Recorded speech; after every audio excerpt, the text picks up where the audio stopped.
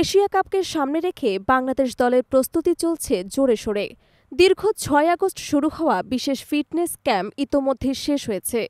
সংক্ষিপ্ত বিরতির পর গত শুক্রবার থেকে আবারও মাঠে নামছেন টাইগাররা।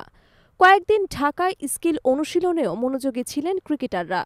তবে আজ সোমবারের অনুশীলন বাতিল করা হয়েছে, কারণ অস্ট্রেলিয়া সফর শেষে দেশে ফিরেছেন বিসিবির সভাপতি আমিনুল ইসলাম বুলবুল। আর আগামীকাল সকাল ১০টায় রাজধানীর এক ৫ তারকা হোটেলে জাতীয় দলের ক্রিকেটারদের সঙ্গে বসবেন তিনি। বৈঠকে থাকবেন বোর্ডের বেশ কয়েকজন পরিচালকও। জানা গেছে, ক্রিকেটারদের সঙ্গে দলীয় প্রস্তুতি, কৌশল এবং শৃঙ্খলা সম্পর্কিত নানা বিষয়ে আলোচনা করবেন এই সভাপতি।